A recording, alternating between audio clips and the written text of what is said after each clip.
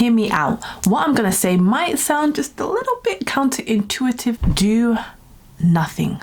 Now, I know, you're gonna be asking me, how does that make sense? In fact, I've even clicked on a video about how to save time and you're telling me to do nothing when I've got everything to do.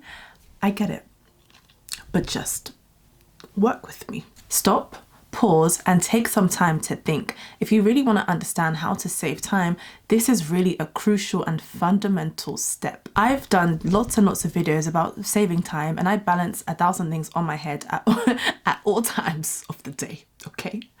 Just trust me. And today I really want to speak to you about how we can find lots of different ways to save pockets of time so that we can actually spend that time doing what we love most, spending time with friends and family, and maybe just being. I have been there too. 1,000 things on a 1,000 page to-do list, and apparently each of these things need to be done today.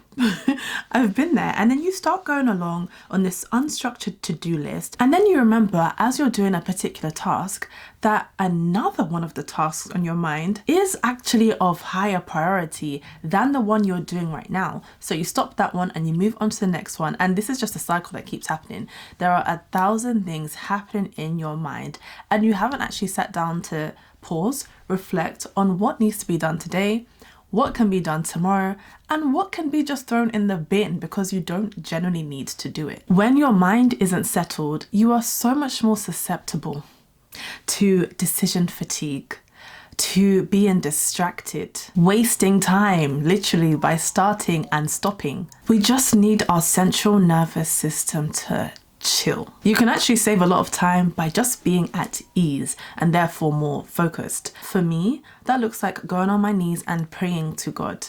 For you, that might be meditation. There are several different things to realign with the mission of the day and just recenter ourselves. Imagine that there are two people that have the same 1 hour time log, person A and person B. Person A, just like person B, sits down to do some tasks that are important to them, but they don't really have a structured list or plan, or they haven't time blocked. They just know that they have several things to do. In fact, they might actually write down the 100 things that they need to do on a very unstructured to-do list and not based on prioritization.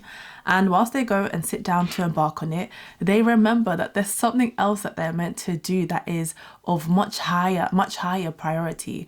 They stop and start to go and get food or go and get some drinks. They are distracted by their phone, and it's just because they are just unfocused. They don't have a set thing that they've written down and committed to for the next 1 hour.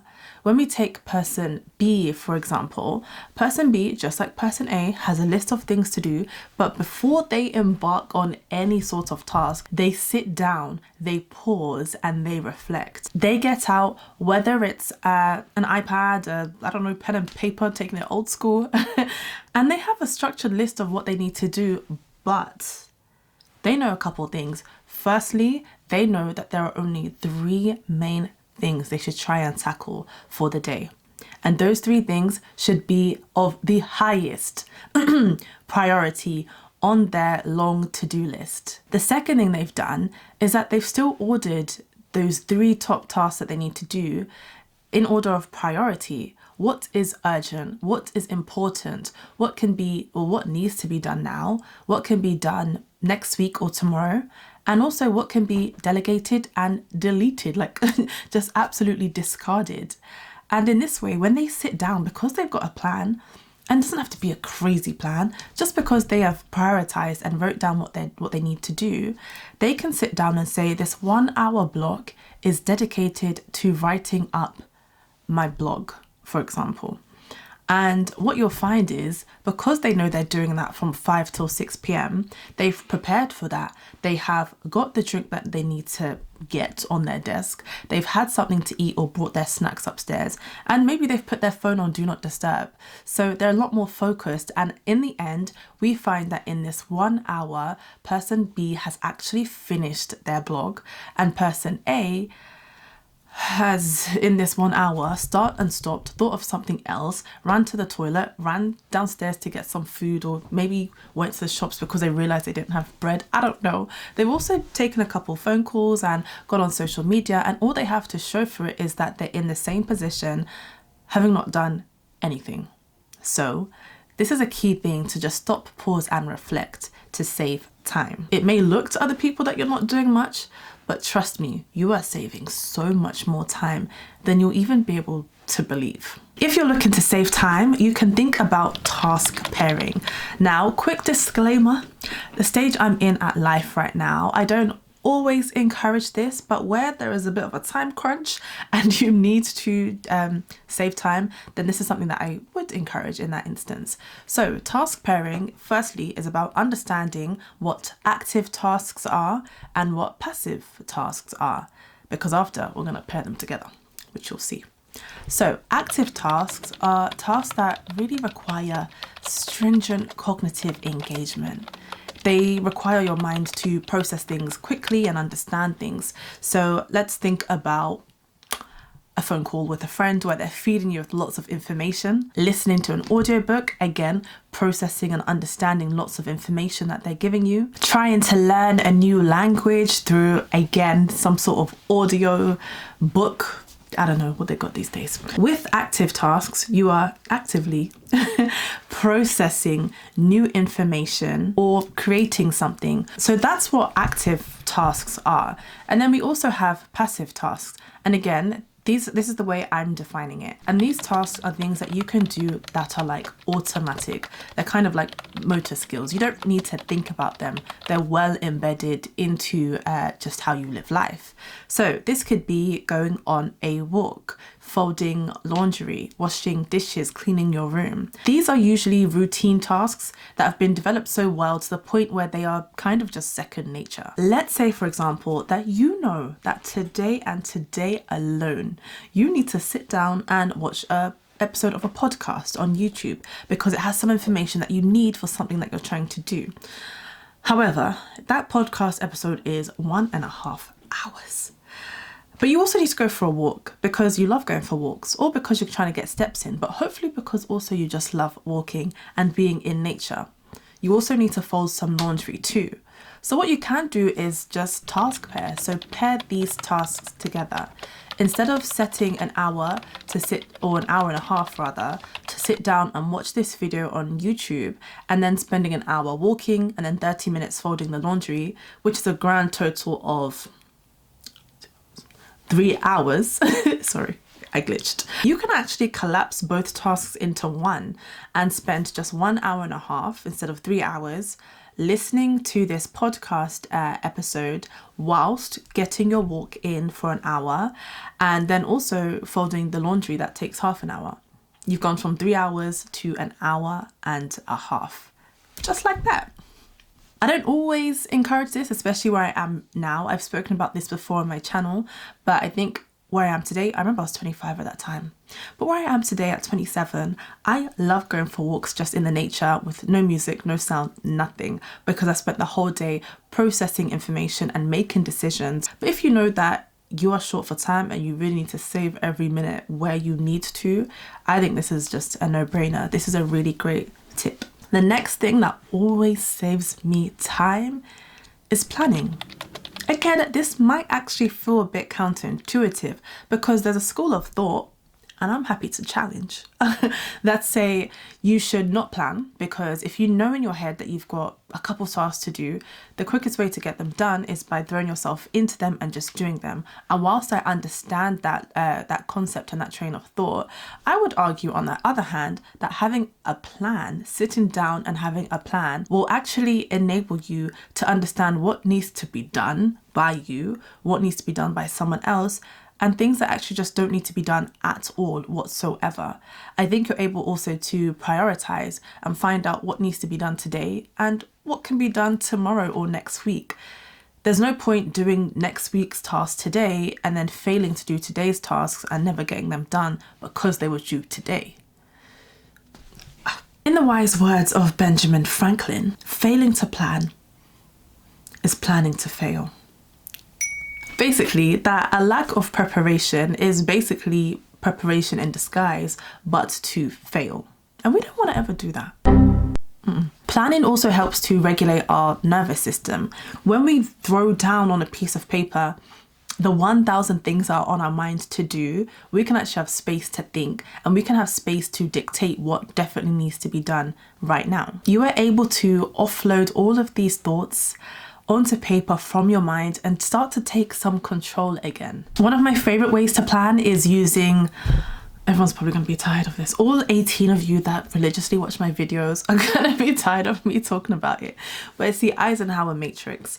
It really helps to distinguish what's urgent, what's important, what's not urgent, and what's not important. And then once you have that written into your different quadrants, you're then able to execute in a structured and very strategic way. And ultimately, it keeps you organized. It actually ensures that you get that work done. I can wake up in the morning and freestyle my day and say that I want to record a YouTube video. But that want can very quickly turn into a wish that I never actually attain and execute because I haven't planned my day. I haven't said when I'm going to do it. I haven't put a start time, an end time, a preparation time. I've just said I want to do it, so I just want to do it. But then when the day starts and it goes along and people call you and you go to this place and that place, it's 9 p.m. and you haven't recorded the YouTube video. I don't know what to say. And this was definitely me. I'm also speaking to myself at different times of my life as well. Ultimately, what I love, planning keeps you organized. I would actually go as far as saying as that planning generally allows you to feel like you are in control of your day, as opposed to your day controlling you. The power of a pen and a piece of paper and telling yourself you're going to do that thing. You now control the narrative. You now control how the day is going to go. I'll leave it there because I'm very passionate about this, as you can see very clearly. Do not keep your days filled with admin. We don't like it anyway. Like, a sure way to waste time is filling your day with admin. Because if you fill your whole day with admin, you will surely come to the end of that day and ask yourself, what have I achieved? What have I done? How did I push the needle forward today? Let me just caveat this by saying that not every day has to be productive, and you should definitely be resting as well. But if at the start of the day, you said you're going to do X, Y, and Z thing and you need to do it by today, but instead you fill your day with admin, you will be wondering at the end of the day, how is what I said at the start and what I've done at the end not matching? And you'll be so confused because you will be so sure that you sat at your desk and you did work today, but somehow there is nothing to show for it. And this is just because you've done admin tasks. You haven't done anything that's maybe important and urgent to push the needle forward for that particular day. It's a very easy trap to fall into, and oftentimes quite a comfortable trap as well, because, well, I would say for two key reasons. The first reason is because you generally feel like you're doing something. You are busy. In fact, no one can even deny that you're busy. You are doing something. You don't have time to talk to anyone or go on your phone because you are busy. But the issue here is that you are being busy without really being productive. And that's where that gap is, which is very frustrating. And the hard truth is that yes, you'll feel like you're being busy without being productive, because unfortunately, that's exactly what you're doing. Busy, but not meaningfully busy. And the second reason why I think it's quite a comfortable place for us to be in is because it doesn't require us to actually do the work that we need to do. It actually allows us, or it affords us more time to not do it. It allows us to procrastinate without feeling like we're procrastinating, and it allows our minds to block that piece of work that we need to do. And if you kind of feel like you're in this space, I would definitely encourage you to read Brian Tracy's book called Eat That Frog. It basically talks about doing the most difficult task in the day first, because it's just all too easy to delay that, and you'll see that will basically manifest and show up in you just doing all of the easy or like admin tasks without doing the difficult task that is going to be the one that pushes the needle forward. So do not fill your days with admin, but instead just have an admin block in your calendar. That's actually something that I used to do so much, and it's something that I want to implement again. Essentially, I had a 1 hour admin block every single day, and I would fill this with just admin stuff that needs to be done. It also reminds me that this day that we're starting is not all for admin. There's a 1 hour block dedicated solely for it, but once that 1 hour block has finished, we are now moving on to some of the real concrete tasks that need to be done for the day. And this 1 hour block, you are not allowed to change it.